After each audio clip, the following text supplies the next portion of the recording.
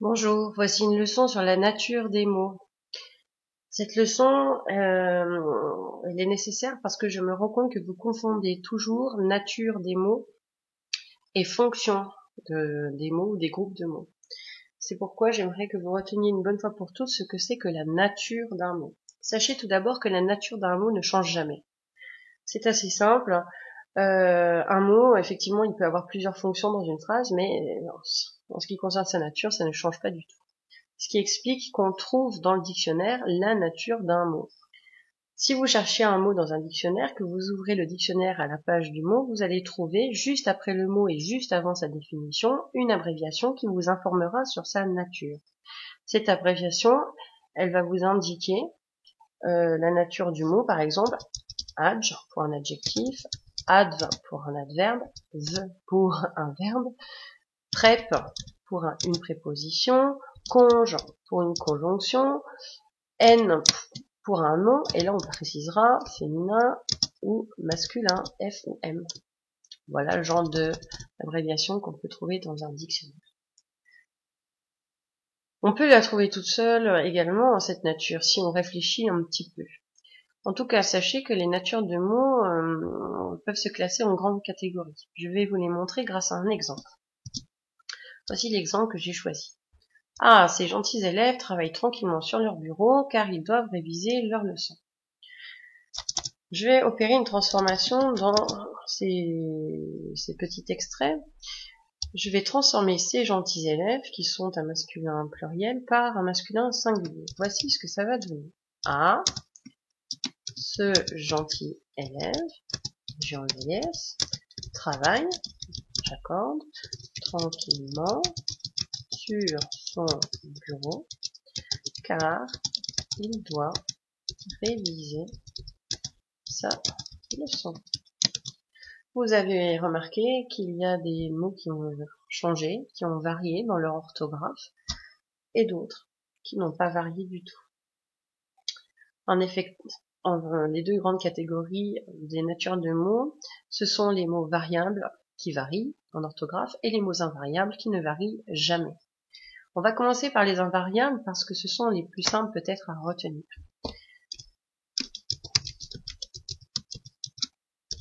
Dans les catégories des invariables, vous avez 5 natures à retenir. Il y a d'abord les adverbes. Tout à l'heure, j'en avais un, c'était l'adverbe tranquillement. Les adverbes vont donner des informations sur la manière dont est faite une action, ou bien vont changer un peu le sens d'une phrase. Par exemple, je peux jouer calmement, je peux jouer bruyamment. Bon, vous remarquez que je joue calmement ou bruyamment, j'ai considérablement changé le sens de ma phrase. On peut utiliser également des adverbes comme bien ou mal. Par exemple, j'ai bien révisé ma leçon, j'ai mal révisé ma leçon, j'ai trop révisé ma leçon, je n'ai pas assez révisé ma leçon. Dans les adverbes, vous avez effectivement les négations. Voilà, il existe quantité d'adverbes. Après les adverbes, vous avez les prépositions. Alors, pour retenir ce que c'est qu'une préposition, c'est simple, il y a le mot position dedans. Par exemple, on peut donner la position d'un objet par rapport à un autre. Mon cahier est sur la table, sous la table, devant la table, derrière la table. Retenez également d'autres propositions comme à, avec l'accent, de, dans, en, par, pour, auprès de, chez, etc. Voilà, ils indiquent une position. Alors, la préposition, elle ne peut pas exister toute seule parce qu'elle donne la position par rapport à autre chose, ce qui explique qu'elle intègre toujours un groupe de mots. Elle débute à un groupe de mots, hein, sous la table, devant la table, derrière la table, dans la table, etc. Ensuite, un autre mot invariable que vous pouvez retenir, c'est l'interjection. L'interjection, c'est appeler, c'est faire c'est un cri. Par exemple, aïe ou eh oh. Dans la même catégorie, je vais ranger les onomatopées. Alors les onomatopées, vous les connaissez quand vous lisez de la BD. C'est la transcription de sons en lettres. Par exemple, bang, dring, plic-ploc, grrr. Voilà. Ça, ce sont les interjections, les onomatopées. Les conjonctions de coordination,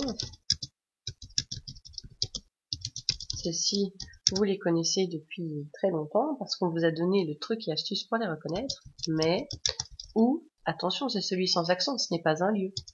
Et, attention, ce n'est pas le verbe être, c'est le et, le et puis. Donc, or, ni, car. Voici les conjonctions de coordination. Ces conjonctions permettent de coordonner des groupes de mots ou des propositions les unes entre les autres. Et enfin, les conjonctions de subordination. Oh, j'ai mis des S partout, sauf à certains endroits. Attendez, je vais rétablir mes S. La conjonction de subordination permet de subordonner une proposition à une proposition principale. Souvent, elle est terminée par que, dès que, lorsque, puisque, parce que. Notez bien que puisque s'écrit attaché alors que parce que s'écrit en détaché. On peut trouver que, tout simplement. Et puis deux autres que je vous demande de retenir, comme et si, quand elles introduisent une proposition. Voilà pour les natures de mots invariables. Regardez bien, il y en a 5. 1. Les adverbes. 2. Les prépositions. 3. Les interjections. 4.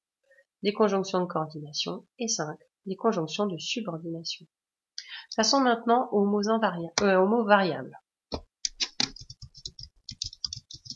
Je vais commencer par les mots variables par vous expliquer ce que c'est qu'un groupe nominal. Dans un groupe nominal, vous avez évidemment le roi du groupe nominal, c'est le nom. Puisque c'est le roi, c'est lui qui va faire appliquer sa loi au sein du groupe nominal. Il va donner son accord. Si dans le groupe nominal, le nom est masculin singulier, et bien tout ce qui l'entoure va être masculin singulier, tout ce qui le concerne. En tout cas, puisque c'est le roi, il a besoin d'être annoncé à grand renfort de trompettes. Ce que j'appelle les trompettes, ce sont les déterminants, ou bien les articles. Le déterminant et l'article annoncent d'emblée le genre et le nombre du nom qui va arriver dans le groupe nominal. Par exemple, si j'utilise l'article définit le, je sais tout de suite que le nom est un masculin singulier. Si j'utilise un déterminant possessif, ça, par exemple, je sais que le nom est un singulier et qu'il est féminin. Si j'utilise un déterminant démonstratif cette fois, c'est, je saurai que on attendra un nom qui est au pluriel. Le nom peut être complété par des adjectifs qui vont le qualifier.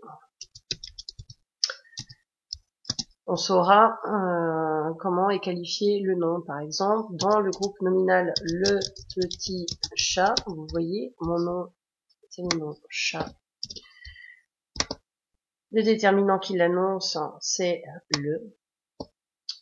Et on sait que ce chat est qualifié de petit. Voilà, je ne vous apprends rien, vous savez ça depuis fort longtemps.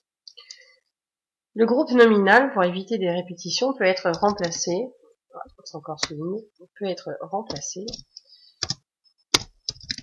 par un pronom. Le pronom, comme son nom l'indique, il est là pour le nom, en remplacement du nom.